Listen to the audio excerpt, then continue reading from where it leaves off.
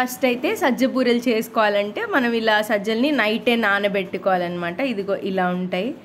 ఒక్కొక్క ఏరియాలో ఒక్కోలా అంటారేమో, ఇక్కడ మాత్రం సజ్జలు అంటారనమాట. వీటిని నైటే నానబెట్టేసుకొని ఇలా మార్నింగ్ ఏదైనా క్లాత్లో వేసేసి ఒక హాఫ్ అన్ అవర్ ఆరబెట్టుకొని తీసుకోవాలన్నమాట. ఇలా ఈ విధంగా ఒక హాఫ్ అన్ అవర్ ఆరబెట్టుకోవాలి.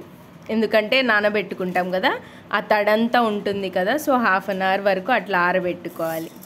తర్వాత అలా మిక్సీకి వేసుకొని వాటిని బాగా మిక్స్ చేసుకొని పౌడర్ లాగా వచ్చేటట్టు చేసుకోవాలన్నమాట. అంటే పిండి వచ్చేస్తుంది మనకి. సో పిండి కోసం మిక్సీ చేసుకోవాలన్నమాట ఆరబెట్టిన తర్వాత. బాగా మెదగాలన్నమాట. మెదిగే వరకు మిక్స్ చేయాలి. ఈ విధంగా మెదిగే వరకు మిక్స్ పట్టుకోవాలన్నమాట. సో మనకి ఈ కన్సిస్టెన్సీ వస్తుంది మిక్సీ పట్టుకున్నప్పుడు, ఒక పిండిలాగా. ఒక పక్క మనం బెల్లాన్ని ఇలా వాటర్ వేసుకొని, ఒక టీ గ్లాస్ వాటర్ వేసుకొని నానబెట్టుకోవాలన్నమాట. బెల్లము మనకి ఇలా వేస్తే, దంచి వేస్తే ఉండలు ఉండలుగా ఉంటుంది కాబట్టి దీన్ని కరిగించుకొని వేసుకోవాలన్నమాట బూరెల్లోకి. అందుకే ముందుగా ఇట్లా వాటర్ వేసుకొని నానబెట్టుకోవాలి. మనం ఆ పిండిలోనే యాలుకలు, కొబ్బరి తురుము మిక్సీ చేసుకొని ఆ మిక్సీ చేసుకున్న పౌడర్లో వేసేసి మిక్స్ చేసుకోవాలన్నమాట. అది యాడ్ చేయడం వల్ల టేస్ట్ బాగా వస్తుంది. ఇంకా మనం ఇలాచి, కొబ్బరి తురుము అవి కూడా మిక్స్ చేసుకున్నాం కదా, సో మొత్తాన్ని కలిపేసుకోవాలన్నమాట. ఇప్పుడు ఆ పిండి మనం ముందుగా పట్టుకున్నది మొత్తం అన్నీ మిక్స్ చేసుకోవాలి కలిపేసి. అప్పుడే టేస్ట్ అంతా మొత్తానికి పడుతుంది. సో మనం ఏదైతే పిండి కలుపుకుంటున్నామో అందులోనే కొద్దిగా బేకింగ్ సోడా యాడ్ చేసేసుకొని సాల్ట్ కూడా యాడ్ చేసేసుకోవాలి. బేకింగ్ సోడా ఎందుకు అంటే మనం బూరెలు చేస్తున్నాం కదా, కొంచెం పొంగడానికి కొద్దిగా వాడుతున్నాము. చిటికెడంత సాల్ట్ వేసుకుంటే సరిపోతుంది. సో ఇప్పుడు మొత్తాన్ని కలిపేసుకోవడం. నేను చూపించినట్టు కాకుండా మా మమ్మీ కలిపినట్టు కలపాలి.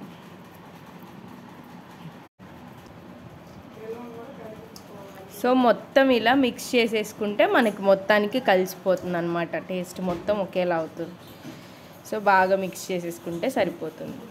ఇందులోనే మనం ఏదైతే బెల్లం రెడీ చేసుకున్నామో అది కూడా కలిపేయాలన్నమాట కరిగించుకొని.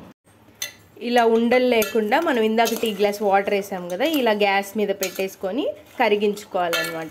ఎందుకంటే మనం మిక్స్ చేసి పట్టినా ఎలా పట్టినా ఉండలు ఉండిపోతుంది. అందుకే కరిగించి పట్టామంటే సాఫ్ట్గా పిండిలో బాగా కలిసిపోతుంది అన్నమాట. సో ఈ విధంగా కరిగించుకొని మిక్స్ చేసుకుంటే బాగుంటుంది టెక్స్చర్. బెల్లం అయినా చక్కెర అయినా ఏది ఎందులో వేయాలో దానికి స్పెషల్గా ఉంటుందన్నమాట. కొన్నిట్లో షుగర్ వాడితేనే బాగుంటుంది, కొన్నిట్లో బెల్లం వాడితేనే ఎక్సలెంట్గా ఉంటుంది. దేనికి అది సపరేట్ టేస్ట్ అనమాట. ఎక్కడ ఏది పర్ఫెక్ట్ వాడాలో తెలిస్తే మనం చేసే స్వీట్స్ ఆసమ్ ఉంటాయి. అదే మ్యాజిక్. సో ఈ విధంగా కరిగించుకోవడం వల్ల ఇంకో బెనిఫిట్ ఏంటి అంటే మనకి డస్ట్ కూడా ఉంటుంది కదా, వడపోసుకున్నప్పుడు మనం కరిగించి వడపోసుకున్నప్పుడు ఆ డస్ట్ కూడా మనకి పోతుందన్నమాట. సో అది కూడా ఒక బెనిఫిట్. దానికి అయితే బెల్లం కరిగిపోయిందనమాట. మీరు ఇలా 4 గంటలు వదిలేసాకండి, కాలిపోతుంది. అంతా కరిగిపోయిందనమాట.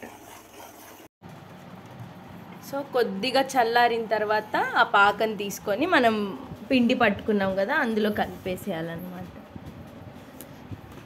అలా వడగట్టుకుంటే మనకి ఏ డస్ట్ రాకుండా ఉంటుంది. ఒకవేళ కరిగిపోకుండా ఏదైనా పార్ట్ ఉన్నా కూడా అక్కడే ఉండిపోతుంది. అప్పుడు ఆ కలర్ చూసి మోసపోయేదాన్ని అనమాట. అస్సలు తినేదాన్ని కాదు. తర్వాత టేస్ట్ చేసినప్పుడు చాలా టేస్టీగా ఉండే. కలర్ చూసి మోసపోద్దని అప్పుడు అర్థమైంది. సో అలా పాకం చూసుకుంటూ కలిపెట్టుకోవాలన్నమాట. టేస్ట్కి సరిపడట్టు, స్వీట్కి తగ్గట్టుగా కలుపుకుంటూ ఉండాలి వేసుకొని.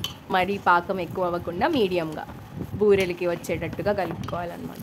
సజ్జలతో చాలా రకాలు చేసుకోవచ్చు. సజ్జ బూరెలే కాదు, మామూలుగా ఇక్కడ ఇటు సైడ్ రాయలసీమ సైడ్ బాగా సజ్జ రొట్టెలు కూడా బాగా చేసుకుంటారనమాట. సో ఈ విధంగా గ్యాస్ మీద బాండి పెట్టేసుకొని మనకి ఎంత ఆయిల్ అయితే పడుతుందో అంత ఆయిల్ వేసేసుకోవాలన్నమాట. నూనె మొత్తం బాగా కాగాలన్నమాట. వాటర్తో తడుపుకుంటూ కవర్ మీద వేసుకుంటే ఏమవుతుందంటే మనకి పిండి చేతికి అంటకుండా ఉంటుందన్నమాట. సో ఆయిల్ బాగా హీట్ ఎక్కే వరకు వెయిట్ చేయాలి. సో టైం పడుతుంది, ఎక్కువ ఆయిల్ కాబట్టి, ఎక్కువ క్వాంటిటీ కాబట్టి. మనం ఇక్కడ క్వాంటిటీ ఎంత అంటే కేజీ సజ్జలకి 400 గ్రామ్స్ బెల్లం తీసుకున్నాము. అది మన క్వాంటిటీ అయితే. దాన్ని బట్టి మీరు ఇంకెన్ని తీసుకుంటే అంత బెల్లం యాడ్ చేసుకోవాలన్నమాట. సో ఆయిల్ అయితే మనకి హీట్ ఎక్కిందనమాట. ఇందాక చెప్పాను కదా, అలా ఒక కవర్ తీసుకొని చేతులు తడుపుకుంటూ ఆ పిండిని రౌండ్ షేప్లో చేసేసుకొని ఆయిల్లో వేసేసుకోవాలి.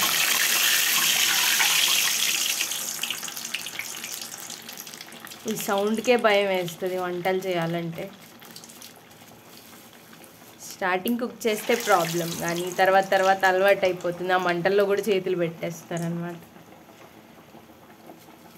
సో అలా రౌండ్గా వేసేసుకొని ఆయిల్లో వేసేసుకోవడమే.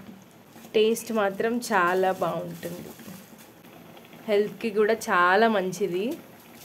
ఆయిల్ కూడా ఎక్కువ ఏం పీల్చుకోదు, బాగానే ఉంటాయి టేస్ట్కి మాత్రం. చూసారా పొంగుతున్నాయి కదా, మనం వంట సోడా వేసుకోవడానికి రీజన్ అలా కొద్దిగా పొంగుతాయి అన్నమాట.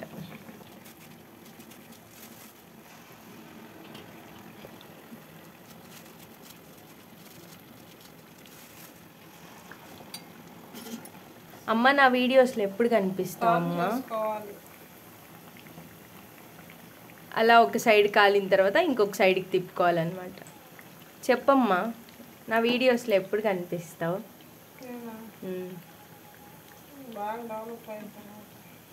సరే, బాగా డెవలప్ అయిన తర్వాత కనిపిస్తారంట మమ్మీ. నా వీడియోస్లో ఎప్పుడు కనిపిస్తావు మమ్మీ అంటే.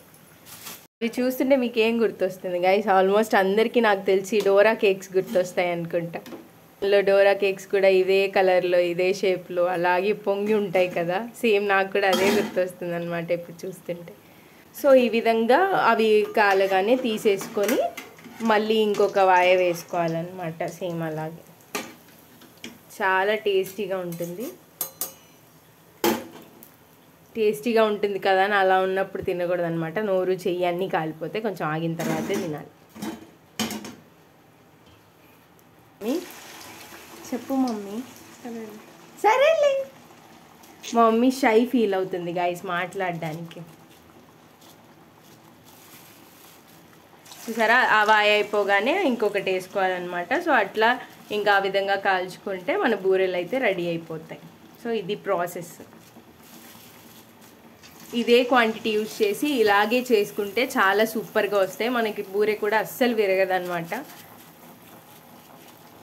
ఖచ్చితంగా రెసిపీ అయితే ట్రై చేయండి, హెల్త్కి చాలా మంచిది, టేస్ట్ వైజ్గా కూడా చాలా బాగుంటుంది. మా ఇంట్లో అయితే అందరికీ ఆల్ టైమ్ ఫేవరెట్ అన్నమాట.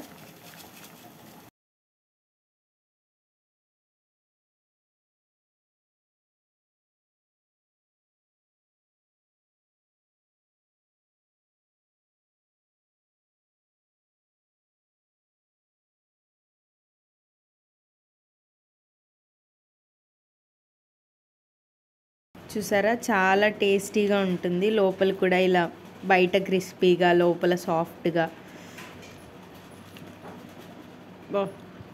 సూపర్ టేస్ట్ ఉంటుంది. ఖచ్చితంగా మీరు కూడా ఈ రెసిపీ ట్రై చేయండి. ఛానల్ని సబ్స్క్రైబ్ చేసుకోవడం మర్చిపోకండి.